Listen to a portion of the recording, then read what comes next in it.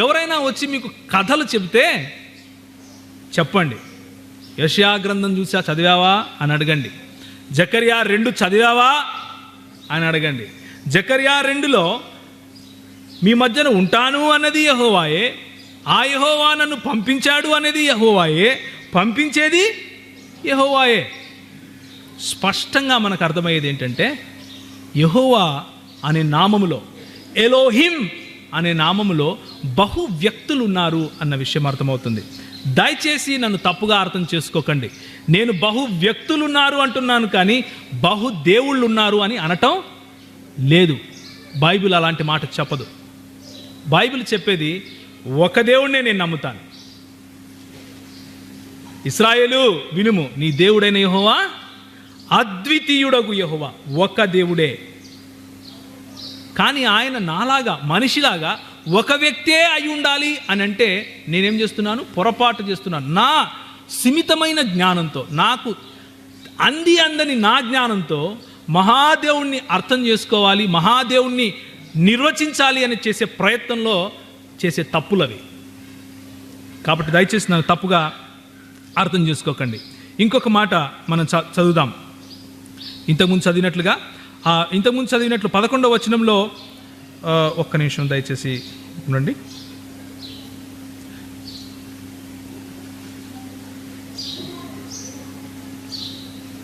10వ వచనం చదవండి. సియోను వాసులారా, నేను వచ్చి మీ వద్ద నివాసం చేతును, సంతోషముగా నుండి. ఎవరు వచ్చి నివాసం చేస్తే సంతోషంగా ఉంటాము? దేవుడే వచ్చి, యెహోవాయే వచ్చి నివాసం చేస్తే సంతోషంగా ఉంటాం. 11వ వచనం, ఆ దినమున అన్యజనులు అనేకులు యెహోవాను హత్తుకొని నాకు జనులగుదురు. నేను వచ్చేది యెహోవాయే, నేను వచ్చి మీ మధ్యలో ఉంటే యెహోవాను హత్తుకుంటారు అంటున్నాడు. యెహోవాను హత్తుకుంటే సరిపోదు, వాళ్ళు ఏమవుతారంట? ఆయనకు జనులు అవుతారంట, నాకు జనులు అవుతారు. నా అని ఎవరైతే చెప్పుకుంటున్నారో ఆయన ఎవరు? హత్తుకునే యెహోవా ఎవరు? స్పష్టంగా ఇక్కడ బహు వ్యక్తులు మనకు కనిపిస్తున్నారు. ఆ బహువ్యక్తులు ఎవరు అన్న విషయం నెక్స్ట్ సెషన్లో చూద్దాం. ఆ బహు వ్యక్తులు ఎవరు అన్న విషయం మనము నెక్స్ట్ సెషన్లో ఈ సెషన్లో మనం పాత నిబంధన గ్రంథంలో దేవుడు తనను తాను ఏ విధంగా తన ఉనికిని బయలుపరుచుకున్నాడు ప్రజలకు అన్న విషయం మాత్రమే చూస్తున్నాం. యెషయా గ్రంథం 63వ అధ్యాయం, యెషయా గ్రంథము 63వ అధ్యాయం 8వ వచనం 9వ వచనం. వారు నా జనులనియు అబద్ధములాడ నేరని పిల్లలనియు అనుకొని వారికి ఆయన రక్షకుడాయను. వారి యావత్ బాధలో ఆయన బాధ నుండెను. ఆయన సన్నిధి దూత వారిని రక్షించను. ఎవరు రక్షించారు? ఆయన సన్నిధి దూత. ఇప్పుడు దూత ఎంటర్ అవుతున్నాడు మన టెక్స్ట్లో. ఇంతవరకు మనం ఏం చూసాం? యెహోవాలో బహు వ్యక్తులున్నారు అన్న విషయం చూసాం. యెహోవా ఎలోహిం అన్న పదంలో బహుళత్వం ఉంది అన్న సత్యాన్ని గ్రహించాం. ఇప్పుడు బైబిల్ మన ముందుకు ప్రకాశమానంగా తీసుకొచ్చే ఒక దూత గురించి చూద్దాం. దూతను ఇంట్రడ్యూస్ చేస్తున్నాం ఇప్పుడు. ఆ దూత ఎవరు అన్న విషయం చూద్దాం. రక్షకుడు ఎవరండి?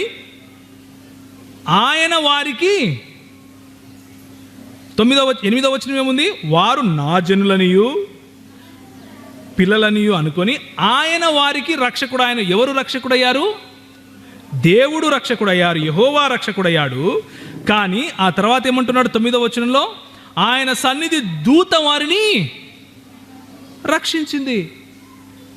రక్షకుడేమో యెహోవా, ఆయన సన్నిధి దూత వారిని రక్షిస్తూ ఉంది. ఇంకొంచెం స్పష్టంగా చూడటానికి నిర్గమాకాండంకి వెళ్దాం. నిర్గమాకాండంలో ఇప్పుడు మనం చదవబోయే విషయాలు కొంచెం జటిలంగా ఉంటాయి. కొంచెం అర్థం చేసుకోవడానికి ప్రయత్నిస్తే మనకి ఏదైతే నేపథ్యం నేను ఇచ్చానో, యెహోవా దేవుని యందు బహుళత్వం ఉంది అన్న నేపథ్యం నేను ఏదైతే ఇచ్చానో, ఆ నేపథ్యంలో గనక చదివితే చాలా స్పష్టంగా అరటిపండు ఒలిచినట్లు అర్థమవుతుంది. నిర్గమాకాండము 23వ అధ్యాయం. నిన్ను కాపాడి నేను సిద్ధపరచిన చోటుకు నిన్ను రప్పించుటకు ఒక దూతను నీకు ముందుగా పంపుచున్నాను. ఏ దూతనైతే మనము ఇంతవరకు దీనికంటే ముందు స్లైడ్లో మనం చూసామో, యెషయా గ్రంథము 63వ అధ్యాయంలో ఆ దూత ఎవరు అన్న విషయం గురించి నేను ఎక్స్ప్లెనేషన్, వివరణ ఇస్తున్నాను. నిర్గమకాండంలో యెహోవాయే ఒక దూతను ఏం చేశాడు? పంపాడు. ఆ దూత ఎవరు అన్న విషయం మనం చూస్తాం. చూడండి, ఆయన చదవమ్మా. ఆయన సన్నిధిని జాగ్రత్తగా ఉండు. ఎవరు చెప్తున్నారు? దేవుడు చెప్తున్నాడు. ఎవరికి చెప్తున్నాడు? ఇశ్రాయేలు జనాంగానికి చెప్తున్నాడు. నేను మీ ముందు నడవటానికి ఒక దూతను పంపిస్తాను.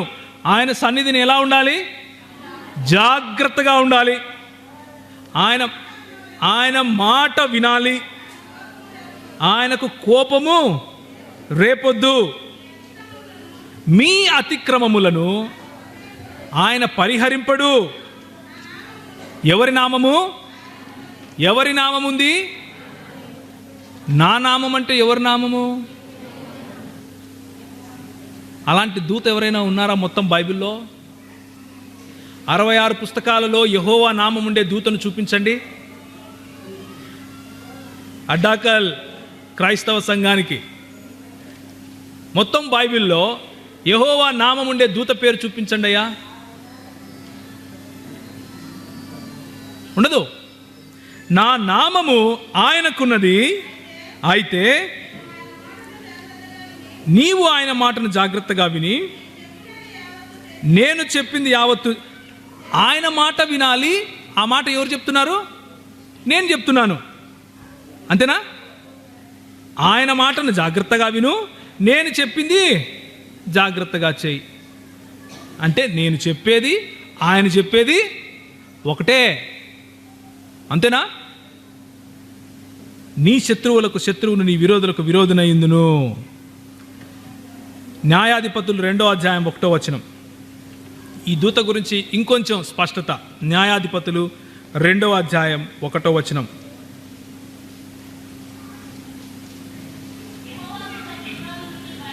యెహోవా దూత, ఇక్కడ యెహోవా దూత అని పిలుస్తున్నారు.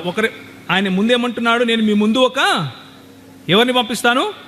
దూతను పంపిస్తాను. ఇదిగో త్రోవలో నిన్ను కాపాడి నిన్ను తీసుకొని పోవటానికి ఒక దూతను పంపిస్తాను.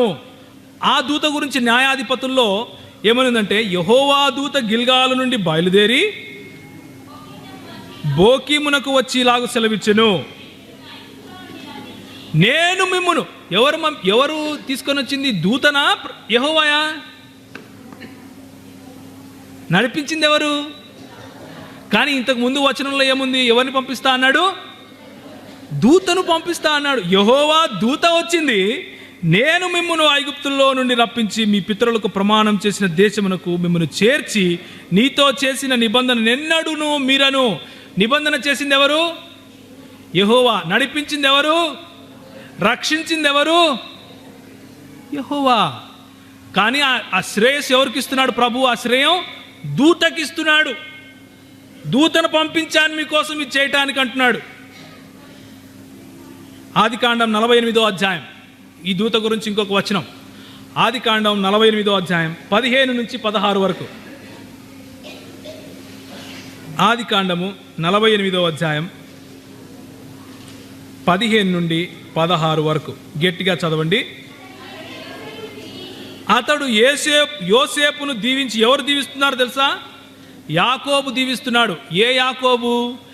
ఏ యాకోబు అయితే దూతతో పెనుగులాడి ఆశీర్వదింపబడ్డాడో ఆ యాకోబు తన అన్నాన్ని నుంచి ప్రాణం కాపాడుకోవాలి అని రాత్రి పరిగెత్తి పెనుగులాడి ఆశీర్వాదం పొందిన యాకోబు చెప్తున్నాడు ఈ మాట. అతడు యోసేపును దీవించి, నా పితరులైన అబ్రహాము ఇస్సాకులు ఎవని ఎదుట నడుచుచుండిరో ఆ దేవుడు నేను పుట్టినది మొదలుకొని ఈరోజు వరకు ఎవరైతే ఏ దేవుడైతే నన్ను పోషిస్తున్నాడో ఆ దేవుడు అనగా, అంటే కొంచెం ఆగండమ్మా, ఏం చెప్తున్నాడంటే ఒక దేవుడు నన్ను, నా పితరులను నడిపించాడు. అబ్రహాము, ఇస్సాకు, యాకోబుల దేవుడుగా పిలువబడే దేవుడు మా ముగ్గురిని అంటే నన్ను, నా ఇద్దరు పితరులని అంటే ఇస్సాకును, అబ్రహామును ఏ దేవుడైతే నడిపించాడో ఆ దేవుడు, నేను పుట్టింది మొదలుకొని ఇప్పటి వరకు నన్ను రక్షిస్తున్న నా దేవుడు అనగా, అంటే ఆ దేవుడు ఎవరు అన్న విషయానికి ఆయన ఇప్పుడు ఎక్స్ప్లెనేషన్ ఇస్తున్నాడు, ఆయన వివరణ ఇస్తున్నాడు. చదవండి. అనగా సమస్తమైన కీడులలో నుండి నన్ను తప్పించిన దూత. ఎవరా దేవుడు? సమస్తమైన కీడులలో నుండి నన్ను తప్పించిన దూత. అబ్రహాము, ఇస్సాకు, యాకోబుల దేవుడు, నేను పుట్టింది మొదలుకొని నన్ను నడిపించుచున్న దేవుడు అంటే అన్ని కీడుల్లో నుంచి నన్ను తప్పించే దూత. ఈ దూత ఎవరు? న్యాయాధిపతులు 2:1 ఇశ్రాయేలును విమోచించిన దూత. నిర్గమాకాండం 20వ అధ్యాయం 23వ అధ్యాయం 20 నుంచి 24 వరకు ఇశ్రాయేలును విమోచించటానికి యెహోవా పంపిన దూత. బైబిల్ గ్రంథం పాత నిబంధన గ్రంథంలో మెల్లిమెల్లిగా యెహోవా దూత అనే రెండవ వ్యక్తిని మనకు పరిచయం చేస్తూ ఉంది. ఆ వ్యక్తిని మనం గమనించాలి. ఇక్కడ మనం స్పష్టంగా గమనించాల్సిన విషయాలు ఇక్కడ ఉన్నాయి. నేను చెప్పాలనుకున్న విషయము రాసుకొని మరి తీసుకొని వచ్చాను. స్క్రీన్ మీద మీకు కనిపిస్తూ ఉంటుంది, మీరు నోట్ చేసుకోండి దయచేసి. మీకు ఏదైనా మీ ఇందులో అనుమానం ఉంటే, మీరు ఏదైనా తెలుసుకోవాలి అంటే, నేను చెప్పిన దాంట్లో లేఖనాల్లో నుంచి మీ ముందు నేను ఏదైతే విశదంగా చెప్తున్నానో అందులో మీరు ఏదైనా నన్ను ప్రశ్నించాలి అంటే దయచేసి సెషన్ తర్వాత నాతో మాట్లాడండి. మీతో మాట్లాడటానికి నేను సముఖంగా ఉన్నాను. నిర్గమాకాండంలో మోషేతో దేవుడు ఇశ్రాయేలుకు ముందుగా ఒక దూతను పంపుచున్నాను అని చెప్పి ఆయనతో జాగ్రత్తగా మెలగాలి అని చెప్తాడు. ఆ దూత ఇశ్రాయేలుతో నేను మిమ్మును ఐగుప్తులో నుంచి రప్పించాను అని చెప్తున్నాడు. అదే దూత అబ్రహామును, ఇస్సాకును, యాకోబును ఆశీర్వదించింది, నడిపించింది, రక్షించింది ఆయనే యెహోవా అని యాకోబు స్పష్టం చేస్తున్నాడు. ఇందును బట్టి మనకు అర్థమయ్యే విషయం ఏంటంటే, ఏకాద్ అద్వితీయుడు అని చెప్పుకున్న యెహోవా, ఎలోహిం అని తన్ను తాను బహువచనంతో పలికిన యెహోవాలో ఒకరికంటే ఎక్కువ వ్యక్తులు ఉన్నారు అన్న విషయం మనం అర్థం చేసుకోవాలి. ఆదికాండం 31వ అధ్యాయము 10 నుంచి 13. అమ్మ దయచేసి మీరు మాట్లాడకండి, మధ్యలో మీరు మాట్లాడటం వల్ల మిగిలిన వాళ్ళు డిస్టర్బ్ అవుతున్నారు. ఆదికాండం 31వ అధ్యాయం 10 నుంచి 13.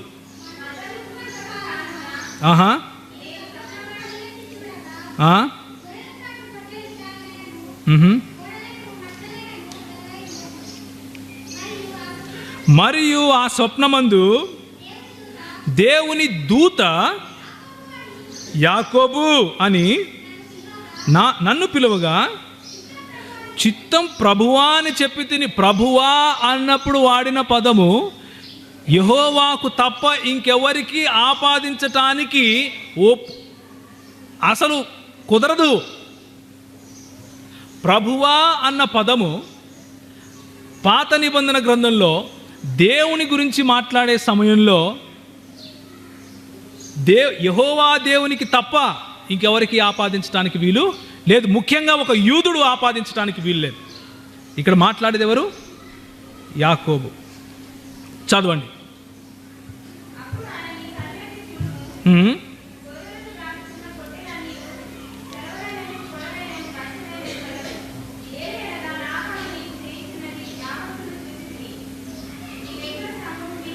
నీవెక్కడ స్తంభము మీద నూనె పోసితివో,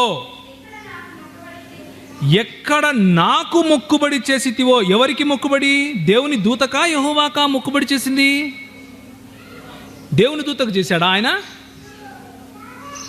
కానీ ఇక్కడ మాట్లాడేది ఎవరు? దేవుని దూత మాట్లాడుతూ ఉంది. దేవుని దూత మాట్లాడుతూ స్వప్నంలో నాకు మొక్కుబడి చేశావు అంటా ఉన్నాడు. How is it possible? ఇది ఎలా సాధ్యపడుతుంది? ఎక్కడ నాకు మొక్కుబడి చేసితివో ఆ బేతేలు దేవుడను నేనే అని ఎవరు చెప్తున్నారు? స్వప్నమందు కనపడిన దేవుని దూత, యెహోవా దూత. ఈ యెహోవా దూత గురించి ఇంకొంచెం స్పష్టంగా చూద్దాం. ఆదికాండం 18వ అధ్యాయం. ఆదికాండము 18వ, నేను ఇంతకుముందే చెప్పిన విధంగా కొంచెం లేఖనాలు ఎక్కువగా తెరవాల్సి ఉంటుంది, కొంచెం చదవాల్సి ఉంటుంది. దయచేసి కొంచెం ఓపికగా చూడండి. ఇక్కడున్న సందర్భం ఏంటంటే, అబ్రహాము ఒక మమ్రే చెట్టు కింద కూర్చొని కొంచెం సేద తీరుతున్నాడు. అక్కడికి ఒక ముగ్గురు విజిటర్స్ వస్తారు, అతిథులు. వాళ్ళ గురించిన లేఖన భాగం ఇది. ఆ సందర్భంలో రాయబడిన లేఖన భాగం ఇది. ఆ లేఖన భాగం చదివితే మనకు ఇంకొంచెం స్పష్టత వస్తుంది. ఆదికాండం 18వ అధ్యాయం 1-3. మమ్రే దగ్గరనున్న సింధూర వనములో అబ్రహాము ఎండవేళ కూర్చునిన్నప్పుడు యెహోవా అతనికి కనబడెను. యెహోవా కనిపిస్తాడా ఎవరికైనా అని ప్రశ్నిస్తే దేవుని వాక్యం ఏం చెప్తుంది? యెహోవాను చూచినవాడు నరుడు పాసిబుల్ కాదు. కానీ దేవుని వాక్యం ఏం చెప్తుంది? యెహోవా అతనికి కనబడెను. కనబడింది ఎవరో చూద్దాం. అతడు కన్నులెత్తి చూచినప్పుడు, చదవండి,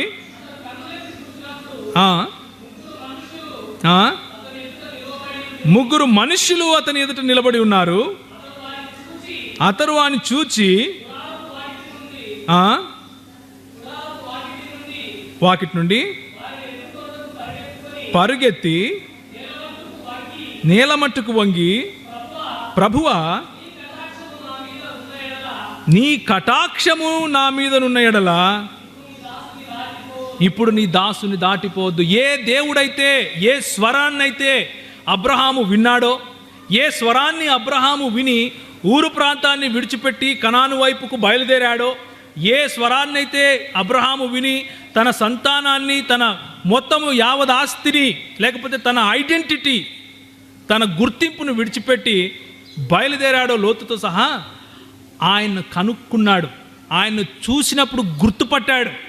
అందుకనే దేవుని వాక్యం ఏమి సెలవిస్తోంది? యెహోవా అతనికి కనబడెను. ముందు వినబడ్డాడు, ఆయన స్వరం వినబడింది, ఆయన పోల్చుకున్నాడు. ఈయనే కదా నన్ను పిలిచింది. అందుకనే పరిగెడుకుంటూ వెళ్ళి సాష్టాంగపడి నేల మట్టుకు వంగి, ప్రభువా, నీ కటాక్షం నా మీద ఉన్న ఎడల నన్ను విడిచిపోవద్దు అని చెప్తున్నాడు.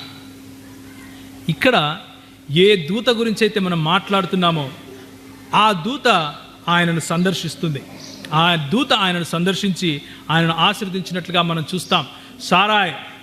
సారాను ఆశీర్వదించి గర్భవతిగా చేసినట్లుగా మనం చూస్తాం. ఇంకా కొంచెం ముందుకెళ్తే ఆదికాండం 35వ అధ్యాయం 1-3. దేవుడు యాకోబుతో, నీవు లేచి బేతేలునకు వెళ్ళి అక్కడ నివసించి ఎదుటి నుండి నీవు పారిపోయినప్పుడు నీకు కనబడిన దేవునికి, ఆయనకు కనబడింది దేవుడా, దేవుని దూత? ఆయన పోట్లాడింది ఎవరితో? దూతతో. కానీ ఇక్కడ వాక్యం ఏమంటుంది? నీకు కనబడిన దేవునికి. దేవుని వాక్యం స్పష్టంగా యెహోవా దూతను ఇద్దరు వేర్వేరు వ్యక్తులుగా చూపిస్తున్నప్పటికీ ఒకటే మాట, దేవుడు, ఎలోహిం అని వాళ్ళిద్దరికీ అదే మాటను ఆపాదిస్తూ ఉంది.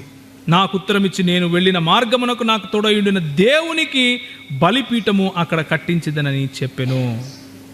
ఇలా చూసుకుంటూ పోతే యెహోవా యొక్క దూత, వాళ్ళు చేసినటువంటి, వాళ్ళిద్దరూ అంటే దేవునిలో ఉన్నటువంటి బహుళత్వం మనకు కనిపిస్తుంది. సమయాన్ని కొంచెం కుదించటానికి నేను ఇంకొంచెం ఎక్స్ప్లెనేషన్ కట్ చేస్తున్నాను. కీర్తనల నుంచి కొన్ని విషయాలు చూద్దాం. ఇప్పటి వరకు మనం ఏం చూసామంటే పంచకాండములు, ప్రవక్తలు, లేకపోతే న్యాయాధిపతులు, రాజులు, వీళ్ళందరి సమయంలో చరిత్రలో జరిగిన దేవుని యొక్క ఉనికి, ఆయన ఏ విధంగా బయలుపరుచుకున్నాడు అన్న విషయం మనం చూసాం. ఇప్పుడు కీర్తనల నుంచి చూద్దాం. ప్రభువా, ప్రభువు నా ప్రభువుతో సెలవిచ్చిన వాక్కు. ఇక్కడ ఎంతమంది ప్రభువులు ఉన్నారు? ఎంతమంది ప్రభువులు ఉన్నారండి? ఇద్దరున్నారా? ఒకరా ఇద్దరా? మరి ప్రభువు నా ప్రభువుతో సెలవిచ్చాడు అంటున్నారు. ఏ ప్రభువుతో సెలవిచ్చాడు? దావీదు గురించి చెప్తుండొచ్చు కదా, ఉండొచ్చు. దావీదు గురించి చెప్తుండొచ్చు. దావీదును ప్రభువు అన్నారేమో వాళ్ళు, అప్పుడు రాజు కదా అని అడగచ్చు. కాకపోతే ఇక్కడ వచ్చే సమస్య ఏంటంటే, ముందు చదివితే అర్థమవుతుంది. చదవండి. ప్రభువు నా ప్రభువుతో సెలవిచ్చిన వాక్కు, నేను నీ శత్రువులను నీ పాదములకు పీఠముగా చేయి వరకు నా కుడి పార్శ్వమున కూర్చున్నాము. దావీదు దేవుని కుడి పార్శ్వాన కూర్చున్నాడా? ఏ రోజైనా దేవుని కుడి పార్శ్వాన పైకి ఎక్కిపోయి కూర్చున్నాడా ఆయన? ఒకవేళ కీర్తనలు దావీదు రాశాడండి, ఇది దావీదు గురించి చెప్తున్నాడు ఈ దేవుడు అని అనొచ్చు, అనే అనుమానం రావచ్చు. చూడండి తర్వాత, యెహోవా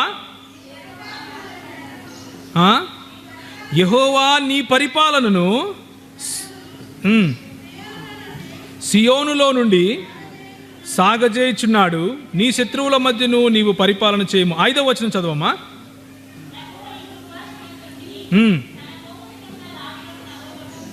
ఓకే, సో దావీదు కుడి పార్శ్వాన దేవుడు కూర్చోలేదు, పరలోకానికి ఎక్కిపోయి దావీదు దేవుడి కుడి పార్శ్వాన కూర్చోలేదు.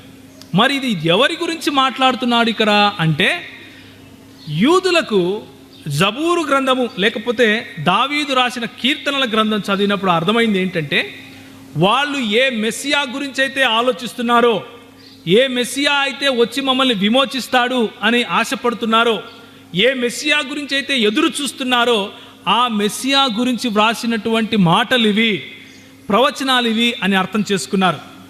కాబట్టి దావీదుకు గనక వీటిని ఆపాదించాలి అని ప్రయత్నం చేస్తే, దావీదేనాడు పరలోకానికి ఎక్కిపోలేదు, వెళ్ళి ఆయన సింహాసనం పక్కన కూర్చోను లేదు, గనుక అది దావీదుకు చెల్లదు. కానీ యేసుక్రీస్తు వారికి మాత్రం తప్పకుండా చెల్లుతుంది. అందుకనే మార్కు సువార్త 12వ అధ్యాయం 35 నుంచి 36లో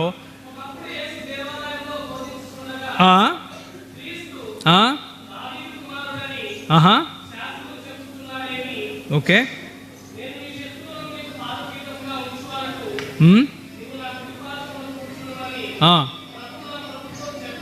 ప్రభువు నా ప్రభువుతో చెప్పానని యేసుక్రీస్తు వారు కూడా దాన్ని కోట్ చేస్తూ తన మీదికి ఆపాదించుకుంటాడు. మెస్సియాను నేనే అని చెప్పడానికి యేసుక్రీస్తు ప్రభు వారు అక్కడ కోట్ చేస్తున్నట్లుగా చూస్తాం. దాన్ని ఇంకొంచెం ముందుకెళ్ళినప్పుడు ఇంకొంచెం స్పష్టంగా మనకు అర్థమవుతుంది. కీర్తనలు 45:6-7 వచనాల్లో ఎలా ఉంటుందంటే, చదవండి. దేవా నీ సింహాసనము నిరంతరము నిలుచును, నీ రాజదండము న్యాయార్థమైన దండము, నీవు నీతిని ప్రేమించి భక్తిహీనతను ద్వేషించుచున్నావు, కావున దేవుడు నీ దేవుడే చెలికాండ్ర కంటే హెచ్చగునట్లుగా నిన్ను ఆనంద తైలముతో అభిషేకించుచున్నాడు. ఇక్కడ మాట్లాడేది ఎవరి గురించి? దేవా నీ సింహాసనము నిరంతరం ఉంటుంది అని దేవుని గురించి మాట్లాడుతున్నాం, అవునా? మళ్ళీ ఒకసారి చదవండి అమ్మా. దేవా నీ సింహాసనము నిరంతరము నిలుచును. ఎవరి గురించి మాట్లాడుతున్నాం? దావీదు గురించా? దావీదు దేవుడా? కాదు. ఇంకెవరైనా ఉన్నారా దేవుడు అనేవాడు? లేరు. దేవుని గురించి చెప్తున్నారు. ఏమని? నీ సింహాసనము నిరంతరము నిలుచును, నీ రాజదండము న్యాయార్థమైన దండము అని. కానీ 7వ వచనంలో ఏముంది? కావున దేవుడు నీ దేవుడే చెలికాండ్ర కంటే హెచ్చగునట్లుగా నిన్ను ఆనంద తైలముతో అభిషేకించి ఉన్నాడు అంటున్నాడు. దేవుని సింహాసనం గురించి దేవుడు మాట్లాడుతున్నాడు ఇక్కడ. అర్థమవుతుందా మీకు? దేవుని సింహాసనం గురించి దేవుడు మాట్లాడుతున్నాడు. ఇదే మాటను హెబ్రీయులకు రాసిన పత్రికలో 1వ అధ్యాయము 8-9 మనందరికీ తెలిసిందే, మనందరికీ తెలిసిన మాట ఇది.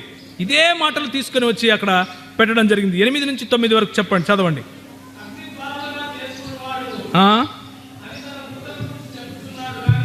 చెప్పుచున్నాడు, దూతల గురించి ఆ విధంగా చెప్తున్నాడు, కానీ తన కుమారుని గూర్చి అయితే దేవా నీ సింహాసనము నిరంతరము నిలుచుచున్నది అని చెప్తున్నాడు. దేవుడు దేవుని కుమారుని గురించి చెప్తున్నాడు. దేవుని కుమారుని ఏమని ఉచ్చరిస్తున్నాడు, ఏమని సంబోధిస్తున్నాడు? దేవా అంటున్నాడు. ఈ దేవా అనే మెస్సియా ఏ కీర్తనల గ్రంథంలో అయితే చెప్పబడ్డాడో ఆయన ఇంకెవరో కాదు. మన పాత నిబంధనలో చూసినప్పుడు దేవునిలో బహుళత్వంగా చెప్పుకునే యెహోవా యెహోవా దూత అన్న విషయం మనకు క్రొత్త నిబంధన గ్రంథంలో స్పష్టంగా అర్థమవుతుంది. రెండవ సెషన్లో. మొదటి సెషన్ మనము ఎండ్ చేయబోతున్నాం. చాలా విషయాలు మనం తెలుసుకోవాల్సి ఉంది. కానీ దాదాపు 45 నిమిషాలు అయిపోయింది సెషన్ మొదలుపెట్టినప్పటి నుంచి. ఈ 45 నిమిషాలు మీకు అర్థమైన విషయాలను ఒకవేళ మీకు ఒకసారి నెమరు వేయించాలి అని ఆశపడుతున్నాను, వాటిని మిస్ కాకుండా. మొట్టమొదటి విషయం నేను చెప్పింది ఏంటంటే, యెహోవా దేవుడు అద్వితీయుడు, ఆయనను పోలిన వాడు ఇంకొకడు లేడు. కాబట్టి ఒకడు అద్వితీయుడు అన్న పదము వాడాం. అద్వితీయుడు లేక ఒకడు అన్న మాటకు అర్థం ఒంటరి అని కాదు. ఎందుకంటే ఏఖాద్ అన్న పదాన్ని అక్కడ హిబ్రూ భాషలో వాడారు. దానిలో బహుళత్వం లేకపోతే బహువచనం, సమూహము లేక ఐక్యత గల బహువచనము అని చెప్పాం. ఉదాహరణకు సైన్యము అన్న పదం చూసాం, గుంపు అన్న పదం చూసాం, మనసు ఒకటే అన్న పదం చూసాం. ఇశ్రాయేలు అన్నప్పుడు ఇశ్రాయేలు జనాంగము గురించి చూసాం. తరువాత యెహోవా దేవుని గురించి, యెహోవా దేవుడిని సంబోధిస్తూ మాట్లాడేటప్పుడు ఎలోహిం అని హెబ్రీయులు మాట్లాడతారు. ఎలోహిం అన్న పదంలో కూడా బహుళత్వం లేకపోతే బహువచనం ఉంది అని మనం గమనించాం. మూడవ విషయం మనం చూసింది ఏంటంటే, ఆ యెహోవా దేవుడు ఇశ్రాయేలు మధ్య నివసించటానికి యెహోవాతోనూ యెహోవా ఆత్మతోనూ పంపబడ్డాడు అన్న విషయం గమనించాం. దీన్ని మనము యెషయా గ్రంథము, జకర్యా గ్రంథము ఈ 2 విషయాల్లో నుంచి చూసాం, 2 గ్రంథాల్లో నుంచి. మూడవది, ఆ పంపబడినది యెహోవా దూత అన్న విషయం మనం చూసాం. న్యాయాధిపతుల నుంచి చూసాం, నిర్గమాకాండం నుంచి చూసాం. దేవునిలో బహుళత్వం ఉన్నప్పుడు ఒకరు యెహోవా అయితే మరొకరు యెహోవా దూతగా, లేకపోతే ఆయనకు నా నామం ఉన్నది అని ఎవరి గురించి అయితే దేవుడు చెప్పాడో ఆయన అన్న విషయం గమనించాం. ఆ యెహోవా దూతనే అబ్రహాము, ఇస్సాకు, యాకోబులను నడిపించిన దూత. ఆయనకే మొక్కుబడి చేసి బేతేలులో మందిరం కట్టబడింది అన్న విషయం మనం గమనించాం. ఆఖరుగా 5వ పాయింట్ నేను మీకు చెప్పింది ఏంటంటే, ఆ యెహోవా దూత మరెవరో కాదు, దావీదు ఆయన తరువాత వచ్చిన ప్రతి ప్రవక్త ప్రవచించిన మెస్సియానే అని మనం చూసాం. ఆ మెస్సియా గురించి దానియేలు, యోహానులు కొన్ని మాటలు చెబుతారు. ఆ మనుష్య కుమారుని గురించి దానియేలు మరియు యోహానులు వాళ్ళ ప్రత్యక్షతలో, లేకపోతే వాళ్ళ ప్రకటన గ్రంథము లేకపోతే దానియేలు గ్రంథము, ఈ రెండిట్లో ఉన్నటువంటి లైక్నెసెస్ చూస్తే మనకు అర్థమవుతుంది. సమయం లేదు కాబట్టి అందులోకి వెళ్ళాం. ఈ 5 విషయాలు నేను మీకు ఈరోజు చెప్పాను. ఆ మెస్సియా ఎవరు, ఆ మెస్సియాకున్న గుణగణాలేంటివి, ఆ మెస్సియా తనను తాను ఏమని, తనకు తాను ఎలాంటి గుణగణాలను ఆపాదించుకున్నాడు అన్న విషయం మనము నెక్స్ట్ సెషన్లో చూస్తాం. కాకపోతే నేను మీకు ఇప్పటి వరకు చెప్పిన విషయం గురించి, నేను ఇప్పటి వరకు మీకు చెప్పిన సబ్జెక్ట్లో ఏవైనా డౌట్స్ ఉంటే, అనుమానాలు, అపోహలు ఉంటే, మీకు ఏదైనా నేను చెప్పిన లేఖన భాగాల్లో నుండి దానికి వ్యతిరేకంగా ఇంకొక లేఖనం ఉంది కదా అని మీరు నన్ను ప్రశ్నించదలుచుకుంటే లంచ్ టైంలో నాతో మాట్లాడండి. నేను మీకు అందుబాటులో ఉంటాను. ఈరోజు అంతా అయిపోయిన తర్వాత ప్రభువు చిత్తం అయితే అంతా అయిపోవడానికి 1 గంట ముందు క్వశ్చన్ అండ్ ఆన్సర్ సెషన్ ఉంటుంది. కొద్ది నిమిషాలు ప్రశ్నోత్తరాల సమయం ఉంటుంది. ప్రశ్నోత్తరాల సమయంలో మీరు నన్ను కానీ నా తరువాత వచ్చే స్పీకర్స్ని కానీ మీకు ఏదైనా ప్రశ్నలు ఉంటే అడగచ్చు. అడిగినప్పుడు తప్పకుండా మీ సమాధానాలకు నివృత్తి చేసే ప్రయత్నం మేము చేస్తాం.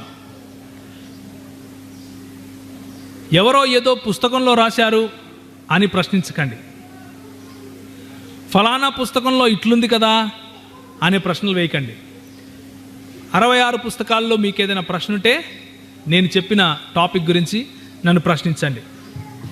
నేను చెప్పిన సబ్జెక్ట్లో మీకు ఏదైనా డౌట్ ఉంటే నన్ను అడగండి.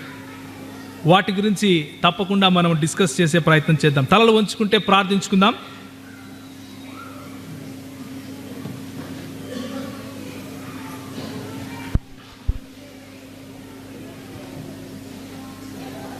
యెహోవా,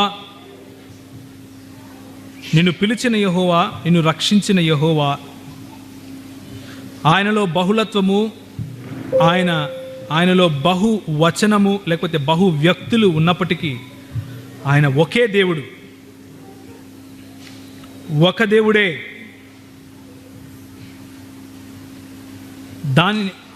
ఆ దేవుణ్ణి లేఖనాలు మనకు తండ్రి కుమార పరిశుద్ధాత్మలుగా ఆయన ఎందుగల బహుళత్వాన్ని మనకు పరిచయం చేస్తున్నాయి.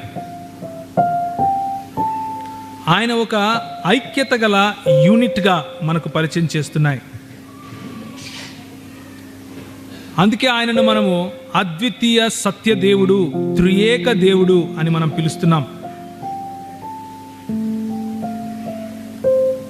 ఆ మెస్సియా మరెవరో కాదు, నిన్ను నన్ను రక్షించటానికి సిలువపై తన ప్రాణం సైతం పెట్టిన యేసుక్రీస్తు ప్రభువారు అన్న విషయం మీరు చూడబోతున్నారు. లేఖనాలలో నుంచి తెలుసుకోబోతున్నారు. మీ హృదయాలను ఒకసారి తయారు చేసుకోమని నేను అడుగుతున్నాను. ఆదికాండం నుంచి కీర్తనల గ్రంథం వరకు, ప్రవక్తల గ్రంథాలలో నుంచి మనం చూసిన ఆ సమాచారాన్ని బట్టి మనకు అర్థమయ్యేది ఏంటంటే, మన దేవుడగు, మన అద్వితీయ సత్యదేవుడగు, త్రియేక దేవుడగు యెహోవాలో బహు వ్యక్తులున్నారు అన్న ఖచ్చితమైన సత్యము. ఆ సత్యానికి బయట, ఆ సత్యాన్ని విస్మరించి లేఖనాలను వాటి పరిధిలో అర్థం చేసుకోవడం అసాధ్యము అన్న విషయాన్ని నేను మీకు గుర్తు చేశాను.